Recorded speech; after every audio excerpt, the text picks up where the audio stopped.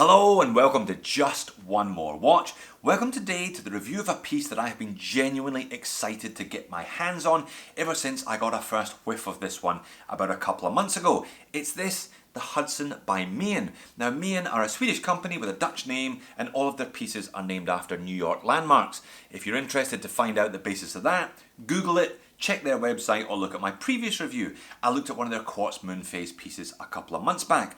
So why the excitement about this Hudson then? Well, to be honest, it is right up my street. Retro but not kitsch. 38mm size, they also do a 42, but it's not all that often that you find pieces in this 38mm size. And it contains an ETA 2824, launching on Kickstarter on the 1st of May. If you're interested and you get in early, $425 US. I think that's a pretty decent price tag given the package that's available. But the eternal question, is it any good? Let's flip the camera and find out. So is it any good then? Well, the packaging is pretty good. Nice cardboard outer and another nice solid cardboard inner with a little push button here. So this is a prototype. Big thank you to Sebastian from Maen for sending me this one, for trusting me with his baby. It's been around the world a couple of times and by the time you watch this video, it'll most likely be on its way to another reviewer somewhere else. Now as a prototype, it has been used. There are some scuffs and scratches on the watch and it's not entirely to the finished production standards. You're gonna have to check the Kickstarter page, you're gonna have to check Maen's website if you want the final specs. I'll talk about that as we go. So dimensions and specifications as usual. We'll do a loom shot, but it's not the finalized loom. No movement accuracy report, but with an ETA 2824. I'm not anticipating any problems. Get it on the wrist later, it looks fantastic. Some subjective analysis and a couple of little moans and niggles I have with this model that I hope they rectify for production. But by and large, this one is a good one. So as mentioned, 38mm in diameter. I believe they're going to offer a 42 as a kind of Kickstarter stretch goal if there is the interest, but certainly it's the 38 that has my interest. 20mm lug width. We've got a thickness of 12.7, so just somewhere between 12.5, 13mm thick, thanks to the ETA 2824 movement contained within. Weighing in at 140 grams when sized for my 7-inch wrist, and a fairly compact lug tip to lug tip of just under 47mm, so wears very, very nicely. 316L stainless steel as you'd expect on the case and the bracelet. We've got a mixture of polished surfaces and brush surfaces on the lugs there. You can see there's a nice little chamfered edge. Screw down crown giving this watch 100 meters of water resistance with the see-through case back. There is also a closed case back option affording the watch 200 meters of water resistance. I believe there are also going to be a number of other options regarding colour tones there, whether or not they're going to put the colour on the lollipop hand, on the colour on the hour hand also. Bracelet is pretty decent, a kind of satinized brushing throughout. Now it's a 5-piece bracelet. If you can see those mid links there, they're actually 3 pieces and the 2 outers. Now there's a butterfly clasp on this one. It's fairly standard, fairly ordinary, not all that flash. Unfortunately also there are no half links supplied on the prototype, so it's a bit of a Goldilocks fit this one. You're never quite sure whether it's too big or too small, given that there's at least a centimetre there between links. I believe that's something that Sebastian is going to be looking into. This may well end up with a regular clasp or perhaps some half links. I think it certainly needs one or the other.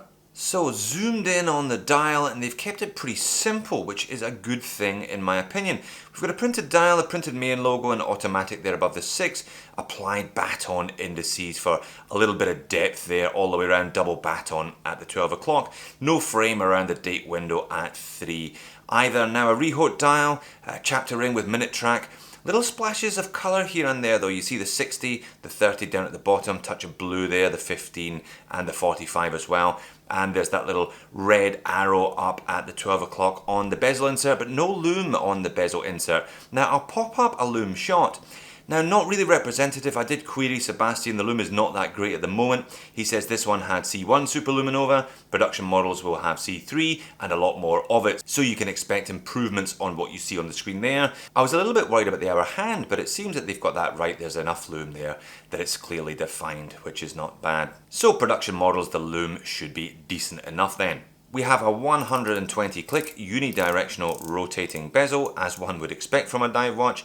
No playback there whatsoever. Overall, I think the dial is a good one. Nice hands, kind of deco style hands, with the scalloping on the edges, plenty of texture, plenty of depth, plenty of interest, but overall a nice clean design on the dial. You're not going to get sick of this one. They haven't gone over the top. As I mentioned, it's not kitsch, it's just retro. Also a nice choice with the Sapphire Crystal. We've got a kind of box dome, as you can see there, adding a little bit of height to what otherwise would be quite a thin watch. Some nice distortion, sapphire obviously, and no AR coating, again in keeping with that retro look. But this is the real star of the show today, and a big factor in my excitement about this watch. ETA 2824-2 for well under $500 US. Now you probably know all about this one. 38-hour power reserve, 25 joules, hacks and hand winds, date function, 28,800 vibrations per hour, leading to 8 beautiful ticks of the second hand every second, and a lovely smooth sweep as a consequence. Now again, I question Sebastian, are you going to do something about the rotor, because it's a little plain. Normally they have 25 joules on there. Yes, apparently there is going to be a custom rotor on production models. As mentioned previously, they're also offering a choice, see-through caseback, so you can look at the ETA with 100 meters water resistance, or if you prefer the extra water resistance, 200 meters and a closed caseback. Let me know what you think, leave me a comment. I'm not sure, to be honest. I mean, I'm never going to go below about 3 meters depth, so it would be nice to look at the ETA, but at the same time, I'm not all that fussed about display case backs.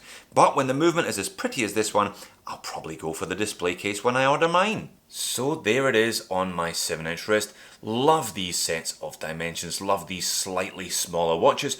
Wears really well, that ETA keeps it nice and slim, certainly when compared to the chunkiness you tend to get with NH35 and NH36 derivatives. Bracelet looks pretty good, liking that extra complexity of the fifth link. Not sure what they're going to do about the clasp. They'll need to do something, because as noted, it is a little bit loose. I couldn't quite get the right fit because of the big jumps between taking out the links, but looks really nice.